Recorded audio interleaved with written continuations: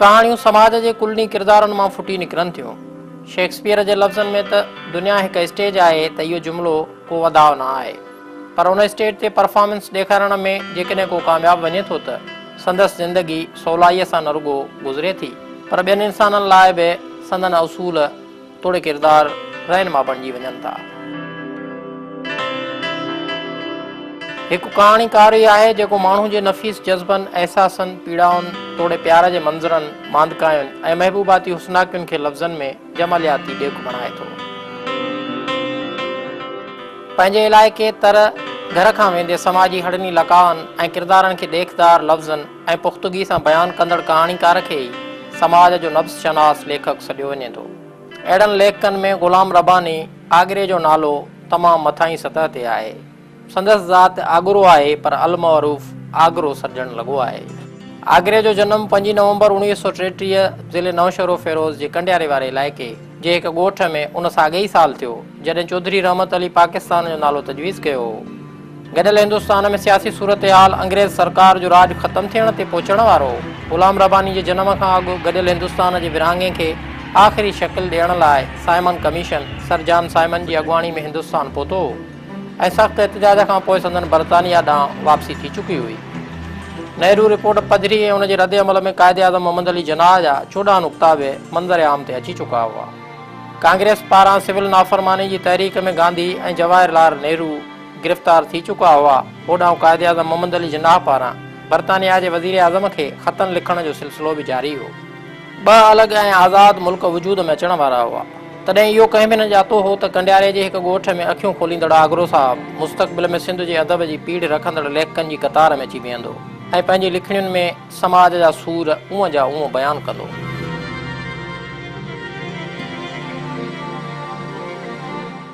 ज़िले नौशर फ़िरोज़ जे ॻोठ मोहबत देरो में जनमु वठंदड़ आगरे खे ॻोठ जे माहौल सां वाक़फ़ियत, ॻोठाणनि जी रीतुनि रस्मुनि खे प्रोड़ण खेसि जनम खां माण्हुनि जी रहणी करणी जी सुध बुध मिली हुई।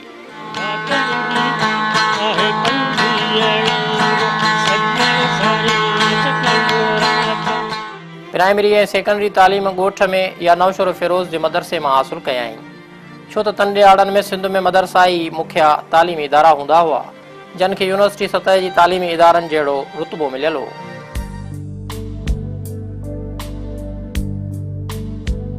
ग़ुलाम रब्बानी आगरो तालीम पूरी करण खां पोइ हिकदमि माहौलियाती मंज़रनि ऐं समाजी कहाणियुनि जी दांह बणिजी कलम खे पुख़्तगीअ सां माण्हुनि जे अंदर जे अहसासनि खे चिटणु लॻो। संदसि लिखणियुनि जो हिकु हिकु नुक़्तो अहसास जी रूह सां रहिड़ियल हो। लफ़्ज़नि जी छिक एतिरी त गहरी हुई जो किथे बि ईअं महसूसु नथो थिए त रब्बानी सिर्फ़ु लिखियो आहे ऐं पाण ते सभु सूर सठो न आहे, पर बयानियाती सघ ऐं कैफ़ियतुनि जे इज़हार रब्बानी खे सिंधी अदब में आङुरियुनि ते ॻणण जे तरनि कहाणीकारनि ऐं नसर नगारनि में तॾहिं ई आणे बीहारियो। ग़ुलाम रब्बानी आगरो साहिबु असांजे सिंधी अदब जो हिकु तमामु वॾो नालो आहे।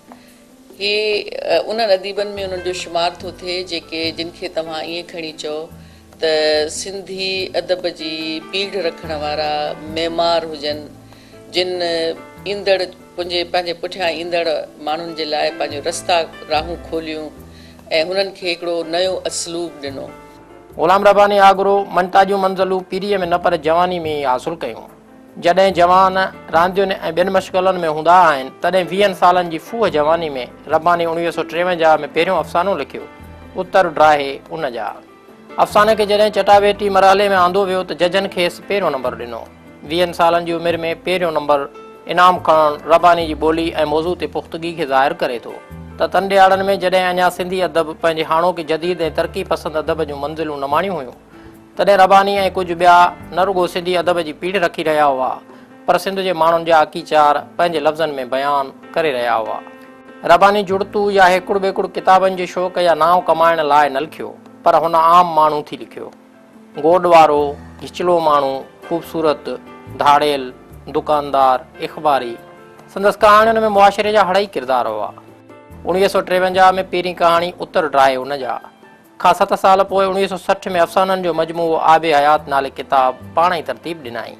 उन शानदार अफ़साननि जे मजमूए में सिंध जी सक़ाफ़त, माण्हुनि जी रहणी करणी, संदन अखीचार तोड़े आज़ार, मतिलबु त झूपनि खां वेंदे बंगुलनि जी ज़िंदगी ताईं पंहिंजनि अफ़साननि जो मौज़ू बणाई आई।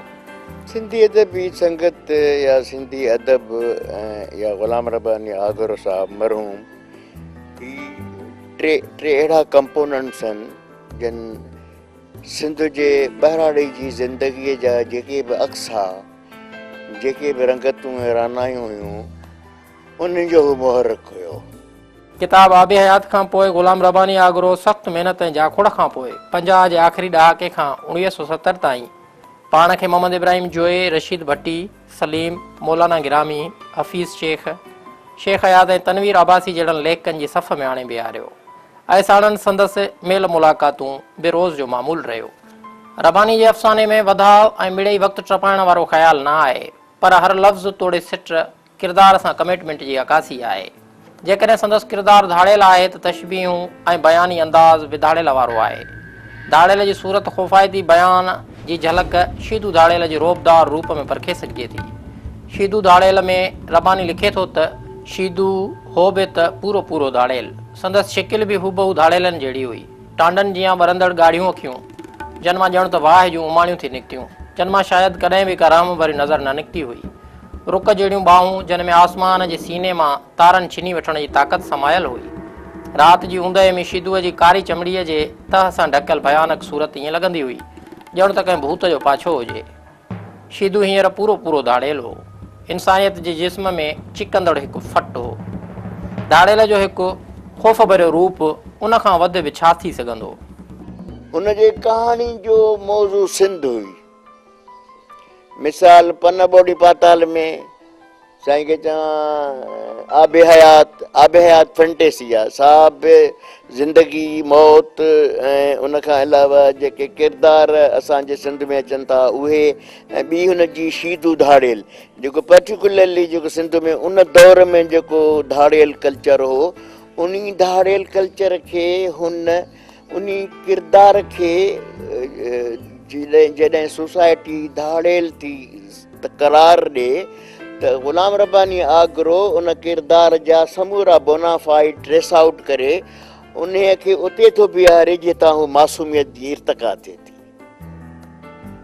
त हिकिड़ो माण्हू जेको आहे जेको धाड़ियल थियो आहे भई, हू उन जा बोनाफाइड्स उन जा जेके कंपोनेंट्स आहिनि उन गुनाह में जिन उनखे आमादा कयो या आभारियो, त रब्बानी शीदू धाड़ियल खे पाक पवित्र करे ॾेखारियो त शीदू धाड़ियल त ॾोह ई कोन्हे, ॾोह त सोसाइटी जो आहे जंहिं हुनखे धाड़े ते मजबूर कयो आहे। ऐं उन मूंखे उहे जुज़ियात यादि कोन्हनि, पर मेजर जेको सब्जेक्ट आहे त ज़ुल्म जेको आहे उहो जेको आहे सो ज़ालिम खे ताक़तवर बणाए थो, वजूद ॾिए थो, या ज़ालिम खे तख़लीक़ ज़ुल्म करे थो पियो। उन सब्जेक्ट ते हुयसि कहाणी। रब्बानी जी गज़ब जी ॿोली ते पकड़ तोड़े तशबीह मां संदसि कमाल फ़न खे परखे सघिजे थो, पर संदसि वॾी ख़ूबी इहा बि हुई त धाड़ियल जे किरदार जहिड़ी धाड़ियल जी महबूबा बि हुजे। शीदू धाड़ियल जी महबूबा जो रूप रब्बानी जे लफ़्ज़नि में ज़ेबी शीदूअ जे ॻोठ में हिकु रनज़ाल हुई। आम हुलियल हुयो त मुड़ुस खे ज़हर ॾेई मारियो हुआईं। शीदूअ जी हूअ सभु कुझु हुई, साहिब लिक में न पर जग जहान खे ख़बर हुई। शीदू ज़ेबीअ ते असुलु चरियो हो।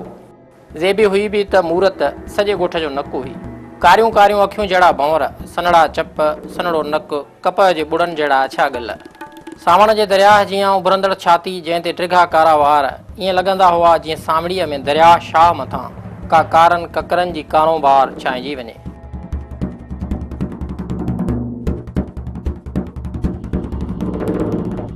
रब्बानी जे लफ़्ज़नि में शीदू जी महबूबा ज़ेबी मुतलिक़ ॾिनल हर तशबीह हिकु अलॻि माना रखे थी, ऐं संदसि हिकु हिकु लफ़्ज़ जहिड़े अंदाज़ सां शीदू जी शख़्सियत जी अकासी करे थो, बिल्कुलु तहिड़े नमूने ई ज़ेबी जे रूप, रंग, रवैये तोड़े किरदार ऐं ख़ूबियुनि जो झुलकाव ॾिए थो।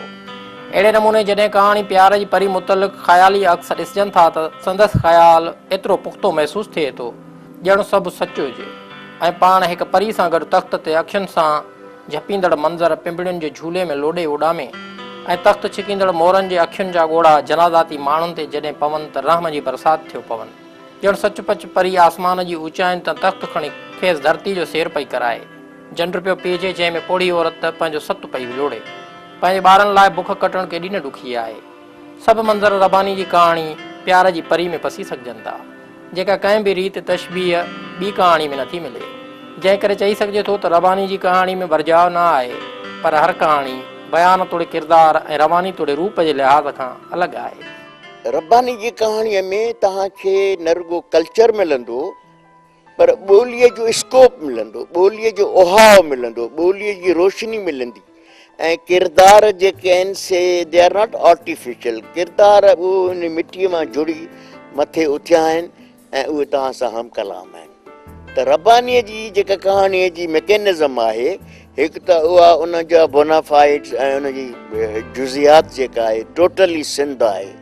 सिंध जो मथे उघाड़ो माण्हू आहे, सिंध जो पहिरियों उघाड़ो माण्हू आहे, जंहिं माई जे मथे ते पहुती कोन्हे, जेका माई दरबदर आहे, जेको यतीम दरबदर आहे, उहा उन्हनि खे हू डिपिक्ट थो करे ऐं इहो ई सबबु आहे जो यानी जमाल खां बि वधीक हू पॉपुलर थियो। अहिड़े नमूने बुरे हिन बंबोर में अखिड़ियूं उञायूं, नेठि बहार ईंदो, ग़रीबनि जी झूपड़ी, बदिलो, हुन लिखियो ऐं सभई किताब आबे हयात जूं कहाणियूं हिकु हिकु कहाणी जी हिन वक़्त ताईं हयाती आहिनि, जेके गुज़िरियल ज़माने जूं न अॼु जूं ऐं सुभाणे जूं बि कहाणियूं आहिनि।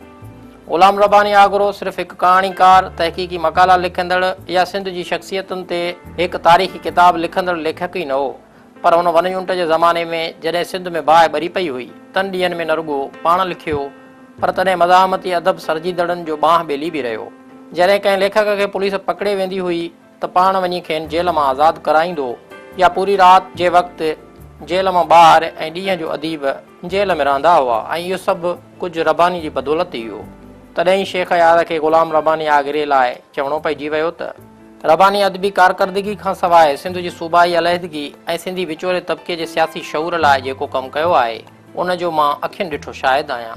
हू सिंध जे उन्हनि अमर किरदारनि मां आहे जन सिंध जी जदोजहद में निहायत अहम हिसो वरितो आहे ऐं जंहिंजी लगातार जाखोड़ नईं सिंध जी उन तारीख़ जी मुंतज़िर आहे जंहिंमें हुनजो नालो सुनहरी अखरनि में लिखियो वेंदो। रब्बानी साहब वनीनुट जे ख़िलाफ़ सिंधी अदीबनि जो जेको किरदारु हो, शेख अयाज़, मोहम्मद इब्राहिम जोयो साहब, ख़ुदि ग़ुलाम रब्बानी आगरो तमामु शानदार हो। वनीनुट जे ख़िलाफ़ जेका बि तहरीक हुई उन में रब्बानी साहब इन्हनि सभिनी सां अॻे खां अॻिरो हो। साईं जेम्स जी सदारत में जेके बि जलसा थींदा हुआ बज़्म सूफ़िया सिंध जा, उन्हनि सभिनी में रब्बानी साहब मौजूदु हूंदो हो। शेख अयाज़ जा जलसा रूह रहण जा जेके बि थींदा हुआ उन में रब्बानी साहब मौजूदु हूंदो हो। 1970 ताईं रब्बानी साहब जी जेका बि 71 ताईं कमिटमेंट हुई उहा तमामु ज़बरदस्त। उनखां पोइ बि उन पंहिंजी उहा कमिटमेंट हलाए करे उहो सरकारी नौकरियुनि में रहियो, पर सिंधी ॿोलीअ सां सिंध सां उन कमिटमेंट ख़तमु न कई। रसूल बख़्श पली जे ग़ुलाम रब्बानी जी कहाणी शीदू धाड़ेल ते तबसरो कंदे चयो त कहाणीअ खे अॻिते वधाइण लाइ कंहिं बि इतफ़ाक़ी ऐं ज़ोरीअ टुंबियल अणठह कंदड़ वाक़े जो सहारो रब्बानी न वरितो आहे। पढ़ंदड़ ते किथे बि काराए या को नतीजो ज़ोरीअ मढ़ण जी कोशिशि न कई वई आहे। अफ़साने निगार पंहिंजे पढ़ंदड़नि खे कंहिं अॻु रिथियल जज़्बाती मंज़िल ॾांहुं ज़ोरी हकलण बदिरां खेनि बिल्कुलु आज़ादु छॾे ॾिनो आहे त भली जेको वणेव उहो नतीजो कढो। रसूल बख़्श पली जो वधीक लिखे थो त रब्बानी जो शीदू धाड़ियल उन हक़ीक़त जो सबूत आहे त सिंधी अफ़साना निगारी बालकपुण मां निकिरी जवानी में क़दम रखी चुकी आहे।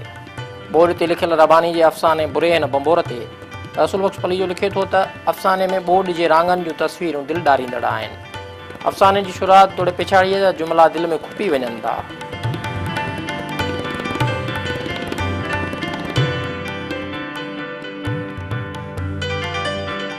1955 में रब्बानी जी कहाणी जेका आहे बुरे हिन बंबोर में, उहा हुन बोर्ड ते लिखी हुई। ऐं सम्झां थो त उहा कहाणी अॼु छा पर ईंदड़ दौर में बि तव्हां ॾिसंदो त जहिड़ी अॼु जी कहाणी आहे, सुभाणे जी कहाणी आहे, बोर्ड सदाईं थी अचे। अॼु हिन दफ़े जेका बोर्ड आई त मूं वरी कहाणी पढ़ी त मुंहिंजे अखियुनि में पाणी अची। उहा कहाणी 1955 में छपी ऐं उनखां पोइ उन कहाणी जो तर्जुमो उन दौर जे मशहूरु दानिश्वर जेको दहली उन ज़माने में दहली में रहंदो हो, अशू केवल रामाणी, अंग्रेज़ीअ में कयो। सिंधी शॉर्ट स्टोरीज़ में जेके उन 8 या 12 कहाणियूं आहिनि, उन कहाणी में मथां ई हैसियत बुरे हिन बंबोर में आहे।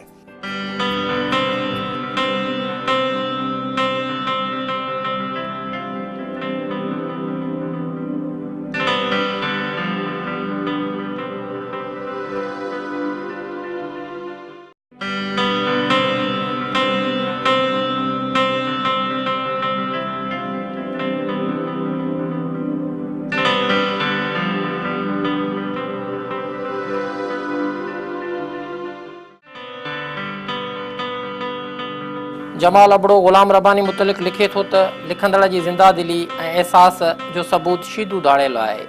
ॿोली लाजवाब आहे। अफ़साने पढ़ण खां पोइ ईअं थो महसूसु थिए ॼण इंसानियत सकरात में आहे ऐं हैवानियत खिली रही आहे। ग़ुलाम रब्बानी आगरे जहिड़े नमूने किताब आबे हयात में हिकु अफ़साने निगार तौरु पाण मल्हायो, बिल्कुलु साॻी रीति मुख़्तलिफ़ इदारनि में पिणु पंहिंजो किरदारु अदा कयाई। पाकिस्तान ठहण खां पोइ जेके सिंधी ॿोली जा टे अहम कहाणीकार आहिनि, उन्हनि में रब्बानी साहिब जो नालो बि ओतिरो ई मथां आहे जेतिरो जमाल अबड़े जो। जमाल अबड़े ऐं रब्बानी जे कहाणियुनि जी जेका आहे, अॼु बि उहे अॼु जूं बि कहाणियूं आहिनि, सुभाणे जूं बि आहिनि ऐं ईंदड़ दौर जूं बि आहिनि।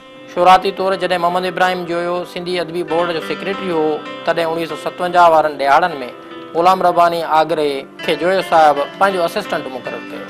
मोहम्मद इब्राहिम जोए जे असिस्टेंट सेक्रेटरी हुजण वारनि ॾियारनि में ग़ुलाम रब्बानी आगरो जी हाला जे मखदूमनि सां मुलाक़ातूं थियूं।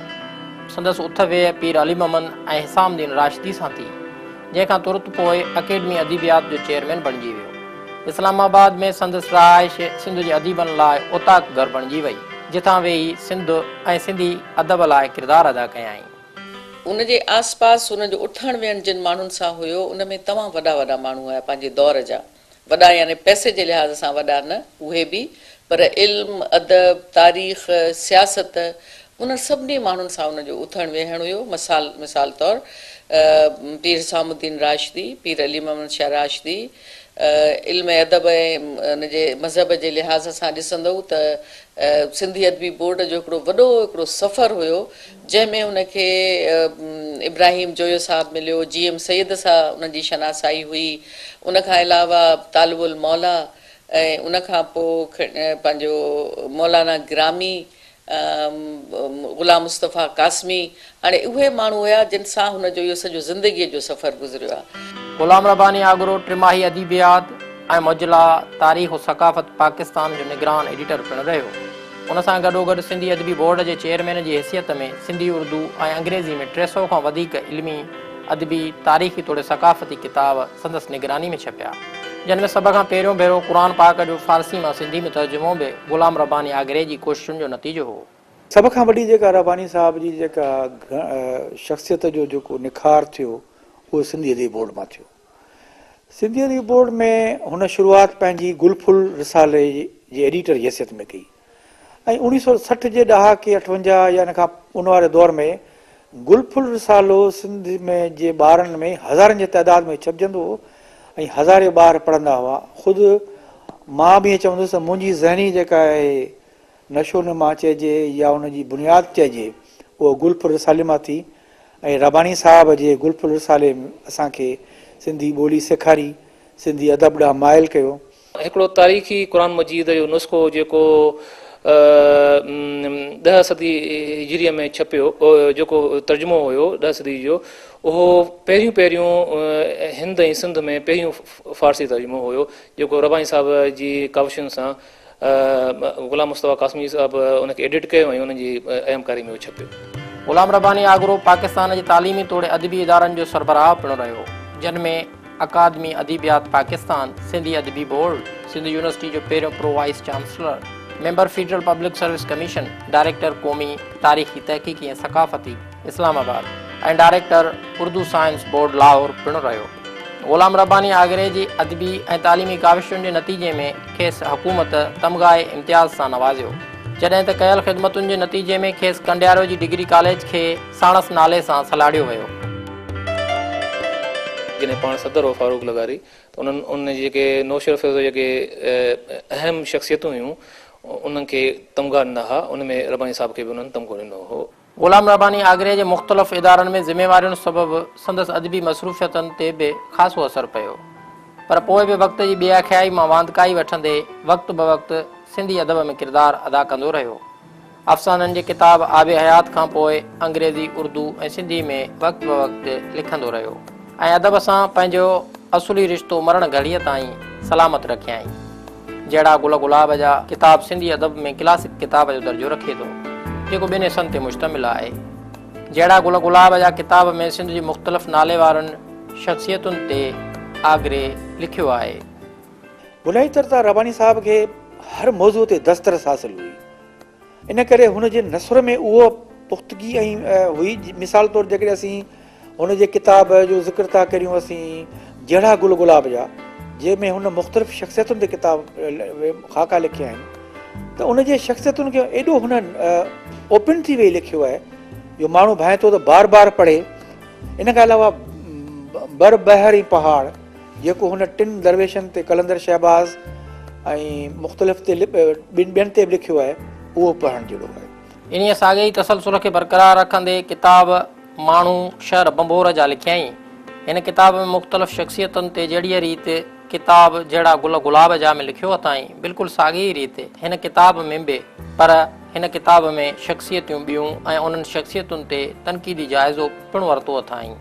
अहिड़े नमूने सिंध सां इश्क जी हद ताईं प्यारु कंदड़ हिन लेखक सिंध जी सक़ाफ़त ते सिंधी कल्चर नाले किताब पिणु लिखियो, जंहिंमें सिंध ते आशिकी जी दावा संदसि लफ़्ज़नि मां वहिके थी। सिंध सां उन्हनि जी मुहबत, सिंध जे माण्हुनि सां, सिंध जे माॻनि सां, ऐं सिंध जी सियासत, अदब ऐं जेको अदब जो मंज़र ऐं पस मंज़र हुयो, उन में जॾहिं बि ज़िक्र थींदो, जॾहिं बि असां ॻाल्हाईंदासीं त उन में ग़ुलाम रब्बानी आगरे साहिब जे ज़िक्र करण खां सवाइ सिंध जे अदब जी तारीख़ मुकमल थी न सघंदी। सिंधी ॿोली, सिंधी कल्चर ऐं सिंधी फोकलोर जी जेका एक्सप्लाइटेशन हुई या उनखे उरूज वठाइणो हो, उहो ॿियनि शागिर्दनि जी भेट में वड़ा फील जेको मूं उते ऑब्ज़र्व कयो या ॾिठो, केतिरा ई सिंधी सभु सिंधी हुआसीं, कोई कराची जा, को किथां जा, को किथां जा, पर he was the only person जंहिंखे ॿोलीअ जो, ज़बान जो, फोकलोर जो सदाईं उल्को लॻल रहंदो हो। लिखण में हुननि जो कमाल हुयो। अफ़साना या कहाणियूं पंहिंजी जाइ ते, पर हे मुंहिंजे साम्हूं इतफ़ाक़ आहे किताब पियो आहे ग़ुलाम रब्बानी आगरे साहिब जो, जेको माण्हू शहर बंबोर जा, जंहिंमें उन्हनि माण्हुनि जा ख़ाका लिखिया आहिनि। ऐं उनखां अॻु में ॿ जुल्द जेके आहिनि जहिड़ा गुल गुलाब जा, त जिन जिन माण्हुनि सां हुननि जी शनासाई थी ऐं उन माण्हुनि खे हुन कहिड़े नमूने सां ॾिठो, कहिड़े एंगल खां ॾिठो, कहिड़े पैराए में, त उनजो जेको बयानु आहे उहो एतिरो मुनफ़रिद, एतिरो वज़नदार ऐं एतिरो अलॻि आहे जो तव्हांखे घणनि माण्हुनि लिखिया आहिनि शख़्सियतुनि ते ख़ाका, घणनि ई माण्हुनि लिखिया आहिनि, पर जहिड़ो अंदाज़ तव्हांखे ग़ुलाम रब्बानी आगरे साहिब जो आहे उहो तमामु घटि माण्हुनि वटि अहिड़ो असलूब हूंदो। उनखां सवाइ ग़ुलाम रब्बानी आगरे हिकु सफ़रनामो हिंगलाच में चांहि पिणु लिखियो, जेको ॿियनि सफ़रनामनि जी भेट में जिदत ऐं लुत्फ़ जी मंज़िल रसाइण में पंहिंजो मटि पाण किताबु आहे। छो त आमतौर रिवाजी सफ़रनामनि में लेखक जेको बि सफ़र कंदा आहिनि सो सभु अखर अखर बयानु कंदा आहिनि, पर ग़ुलाम रब्बानी आगरे उन रवाजी असूलनि खां नाबिरी वारींदे हिंगलाच में चांहि सफ़रनामे में जदीद तिर्ज़ सां लिखियो आहे, जंहिंमें कुल ई पढ़ंदड़नि जी दिलचस्पी जा रंग चिटिया आहिनि। ग़ुलाम रब्बानी आगरो सिंध जो उहो कहाणीकार ऐं तरक़ी पसंदि अदब जो चिटींदड़ हो, जंहिंजे अफ़साननि जा उर्दू, हिंदी, अंग्रेज़ी, चीनी ऐं जर्मन ॿोलियुनि में तर्जुमा पिणु थी चुका आहिनि। रब्बानी साहिब जी जेके कहाणियूं जेके अथव, जीअं मूं तव्हांखे बुरे न बंबोर में कहाणी जो ज़िक्र कयो, त उहा चीनी ॿोली में तर्जुमो थी आहे, अंग्रेज़ी में थी आहे, जापानी में थी आहे, हिंदीअ में थी आहे, तामिल में थी आहे, ऐं उहा सिंधी ॿोलीअ जी हिकु शानदार कहाणी आहे। अव्हांखे आउं अर्ज़ु कंदुसि त उहा कहाणी अव्हां ज़रूरु नज़र मां कढी। रब्बानी साहिब जे करे घणा माण्हू जेके आहे संदसि जेके ज़ाती मुलाज़िम चइजनि, जेके नौकिरी दौरान रहिया, उन्हनि रब्बानी साहिब जे करे तालीम हासिलु कई। यानी रब्बानी साहिब उन्हनि खे उत्साह ॾिनो त तव्हां पढ़ो, अॻिते तालीम ॿुधायो। उन्हनि जेके अनपढ़ माण्हू आहे उहे पोइ उन्हनि BA कई, MA कई, उनमें ड्राइवर बि हुया, उनमें पटेवाला बि हुया, जेके हींअर चङी ख़ासी पोज़ीशन्स ते आहिनि। सिंध जे हिन लेखक जो सिंध खां विछोड़ो 18 जनवरी 2010 ते थियो, पर संदसि लिखणनि जो हिकु हिकु लफ़्ज़ इहा शायदी ॾिए थो त अहिड़ा लेखक क़ौमुनि खां जुदा कॾहिं बि न थियणा आहिनि ऐं पंहिंजी तहरीरुनि ज़रिए सदा हयात रहणा आहिनि ऐं सदन यादगिरियूं ताहयात रहणियूं आहिनि। रब्बानी जो ख़्यालु ॾिसो, रब्बानी जो हिकिड़ो पहलू कोन्हे, ज़बान साज़ आहे, कहाणीकार आहे, स्कॉलर आहे, मुहक़िक़ आहे, ऐं ख़त जेके रब्बानी जा आहिनि ऐं रब्बानी जा जेके ख़ाका आहिनि, त इहा त अहिड़ी शइ, ऐं ईअं कोन्हे त को हुन लिखण ख़ातिर लिखियो आहे, न। हिकिड़ी पोइट्री में, लिटरेचर में घणियूं शयूं जेके आहिनि सो उमालक नाज़िल थींदियूं आहिनि, इंट्यूशनली अचनि थियूं। उहो सोसाइटी में जेको शख़्स पंहिंजी ऑब्ज़र्वेशन सां अखियूं खोले हले थो त उनखे सोभीनी हिकिड़ा इन में अंग्रेज़ी में हिकिड़ो पोइट्री लाइ हिकिड़ो लफ़्ज़ ईंदो आहे विविड इमेजिनेशन, चिटी पिटी अक्सियत। त उहा चिटी पिटी अक्सियत फ़क़ति पोइट्री जे लाइ रबानी वटि कहाणियुनि में उहे किरदार मिलनि था, त इहो ख़्यालु त केरु न भरे सघंदो न। अॼु हू असां वटि न आहिनि, पर मां सम्झां थी त नए दौर, नए नसुल ऐं असांजो फ़र्ज़ु थो थिए पियो त असां पंहिंजे उन्हनि सभिनी माण्हुनि खे जिन पंहिंजे कलम जो पोरियो कयो, सिंध जे कंहिं बि हवाले सां उन्हनि जेका ख़िदमत कई, उन्हनि खे यादि रखणु असांजो फ़र्ज़ु थो थिए पियो। संदसि लाइ हिकु अफ़साने प्यार जी परी तां वरितल लफ़्ज़नि में त आउं ज़रूरु ईंदुसि। हुन इक़रार कयो, पर जेसीं आउं तोखे धरतीअ ते मिलां तेसीं तूं मूंखे आसमान में ॻोल्हिज। मां तारनि जो रूप वठी सिज लहण खां पोइ ओलह तरफ़ ऐं सिज उभरण खां अॻु ओभर तरफ़ आसमान में निकिरी निर्वार थींदी आहियां। के मूंखे वीनस कोठींदा आहिनि ऐं के ज़ाहिरा तारो सॾींदा अथमि त के विहाऊ पिणु।